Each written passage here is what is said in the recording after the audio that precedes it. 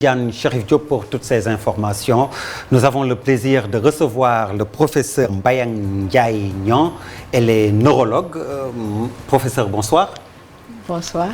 Alors, suite au drame de Tivaouane avec les 11 bébés calcinés, vous avez signé une tribune. Pourquoi cette tribune? Et qui sont les signataires également? Qui sont au nombre de 30, hein, si je ne m'abuse. Oui. Exactement. Donc pourquoi cette tribune, professeur? Donc cette tribune, elle a été une réaction, un cri du cœur.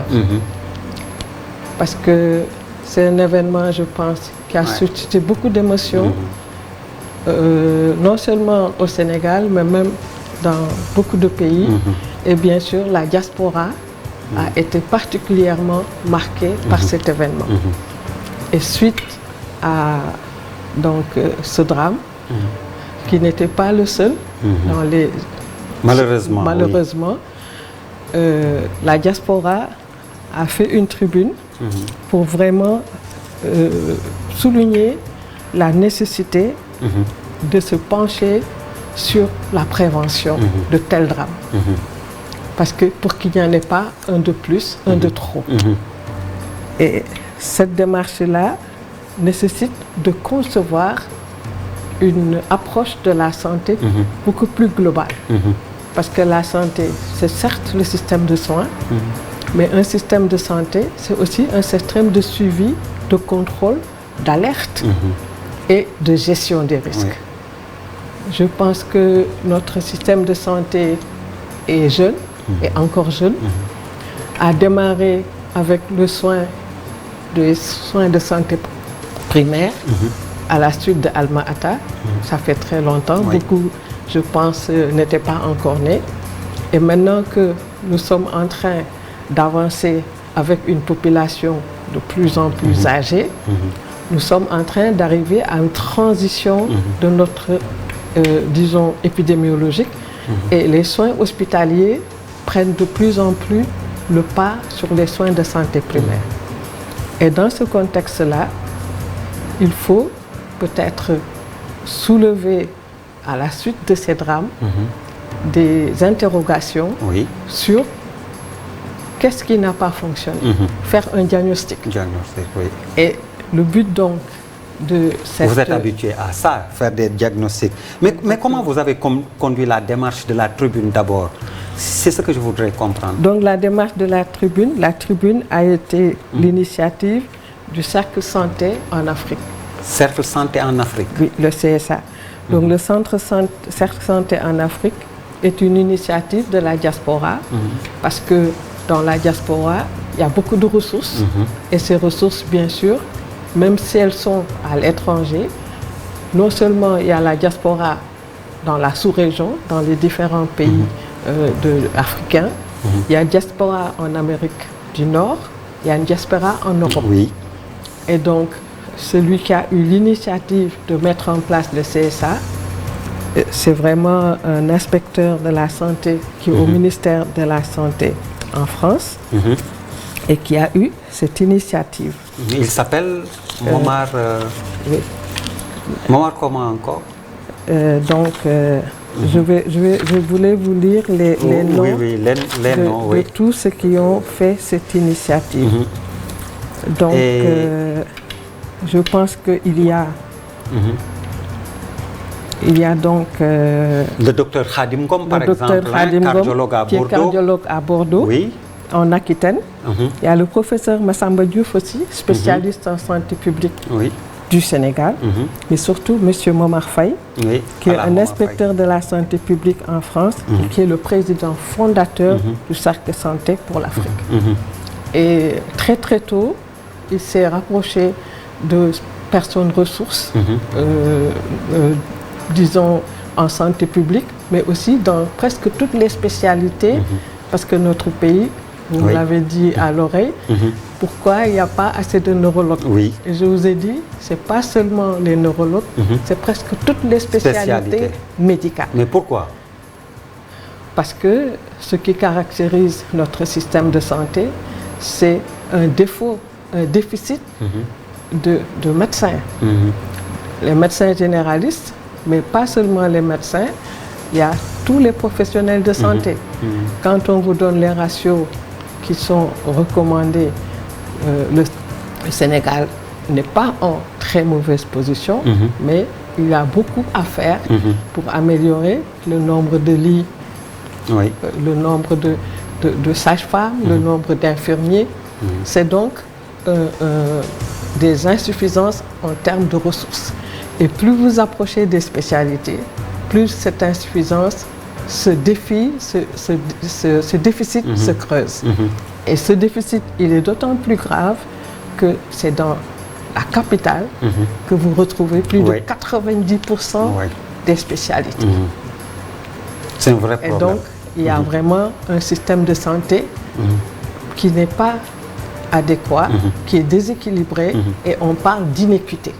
Nous n'avons pas un égal accès à des soins de qualité. Ça, c'est déjà un cadre général. Mais maintenant, dans ce cadre général, vient se greffer la problématique qui a été soulevée au niveau de la tribune, qui est celle de la démarche qualité. Parce qu'un système de santé, il doit avoir des référents. Ça, je ne vous apprends rien. Partout, on doit avoir une fiche de poste. Et dans la fiche de poste, il doit y avoir un système de santé. Il doit pouvoir contrôler. Et qui dit contrôle, en cas de défaillance, il faut accepter le principe de sanction. Donc, dans cette tribune, nous avons voulu vraiment susciter d'abord cette notion, cette philosophie de démarche qualité qui concerne tout le monde. Et quelles sont les solutions que vous donnez dans la tribune concrètement? Donc la première solution, c'est d'abord de prendre conscience que l'hôpital est un bien commun. Mais ne considérez pas l'hôpital comme une structure à part qui est loin de vous.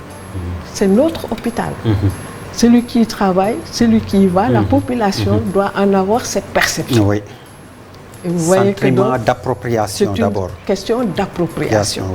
Et une fois que vous vous êtes bien approprié, de prendre conscience de la nécessité de la qualité. Et la qualité, ça va avec la gestion des risques. Il faut les identifier d'abord. Et ensuite, il faut savoir comment les recenser. Et nous saluons, le cercle salue la prise de décision du président de la République qui est pertinente. Il a proposé de faire un audit au niveau disons, de tous les points où il y a prise en charge des nourrissons. Nous avons dit que c'est très bien. Mais on ne doit pas s'arrêter. Nous voulons l'élargir. Quand on fait un audit, puisque ça s'est déclaré chez les nourrissons, n'attendons pas que d'autres incidents viennent dans d'autres disciplines ou dans d'autres secteurs de la santé. Donc faire un audit. Non seulement un audit au niveau du système des soins, mais aussi des bâtiments. Je ne le souhaite pas, mais peut-être qu'il y a une dalle qui pourrait tomber dans une maternité ou dans une structure de santé. Donc faire un audit holistique, un audit global de tous les établissements de santé. Et c'est là où le cercle propose, puisqu'il y a de l'expertise dans des domaines où peut-être nous avons encore beaucoup à faire. Constituer un partenariat où la diaspora va travailler de concert avec les homologues sénégalais pour d'abord faire l'audit de notre système. Est-ce qu'il existe des textes?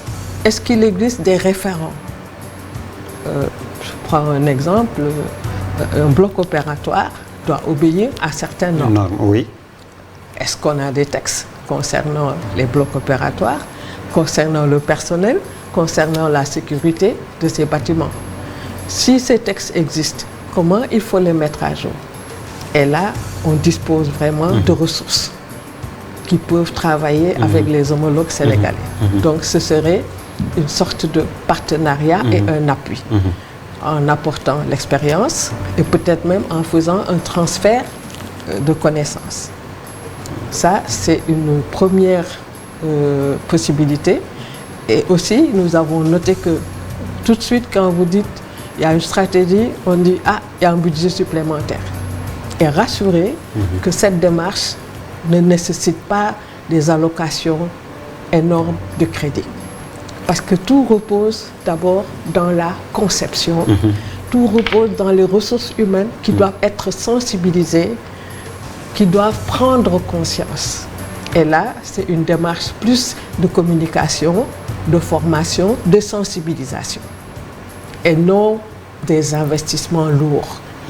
Donc, à partir de ce principe-là, il faudrait que autorités et responsables du cercle puissent se rencontrer, discuter, et chacun pourra savoir un partenariat gagnant-gagnant, qu'est-ce qu'on peut en tirer pour un système de santé plus sécurisé qui permet des soins de santé de qualité et répondant aux besoins de nos populations.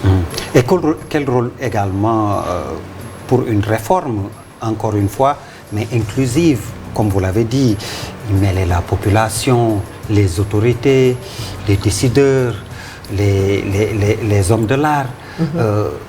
Qu'est-ce qu'il faut faire pour avoir une réforme inclusive? Moi, je pars du principe qu'il faut toujours qu'il y ait un chef d'orchestre. Pour tout, il faut qu'il y ait d'abord une vision. Nous voulons un système de santé de qualité. C'est d'abord donc la décision, on sait qu'elle existe. La santé au Sénégal est inscrite comme une priorité, comme un droit. C'est un droit constitutionnel et je pense que notre pays a fait un bon choix.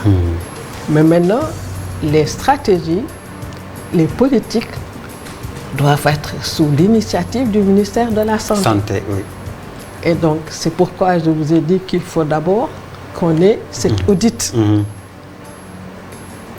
Non pas limité seulement à la périphérie, disons, de la naissance, c'est-à-dire les crèches, mais il faudrait un audit global. Et parallèlement, il faut commencer par les ressources humaines. Parce que si vous avez des ressources humaines sensibilisées, et là, je crois que vous avez évoqué le rôle des communicateurs, vous avez évoqué le rôle de toute la société, c'est là où on peut aller très vite, avec pas beaucoup de moyens, et avoir des résultats. Parce que c'est une question de sensibilisation, c'est une question de changer les comportements. Et je vois que c'est quelque chose qui est à notre portée. Maintenant, une fois qu'on a changé les mentalités, il y a aussi des mesures. Ces mesures sont d'ordre législatif. Est-ce que tous les textes sont là? S'il y a des manquements, qu'est-ce qu'il faut faire? Oui. Et là, vous voyez que le législatif, ça va impliquer même plus que le ministère de la Santé, parce que ce sont des textes. Maintenant, il y a aussi un système qui détecte. Parce que on est presque sûr qu'il y a eu des incidents beaucoup plus. Mais ce qui s'est passé est tellement dramatique que même en y pensant, on a de l'émotion. C'est mon cas. Bon, pourquoi on n'a pas un système qui détecte tous les jours, régulièrement, dans tous les établissements, les dysfonctionnements? Le dysfonctionnement. À mon avis, c'est là l'une des recommandations phares du cercle santé. Qu'on ait un système de détection, de suivi, et qu'il ne se fasse pas à l'émotionnel. Arrêtons cet émotionnel et passons à des actions concrètes et généralisées. Ce n'est pas seulement tel système ou tel hôpital. Chaque hôpital devrait faire un reporting des événements. Et un reporting au ministère de la Santé, et qui, à partir de là, va identifier des actions. Exactement, à faire.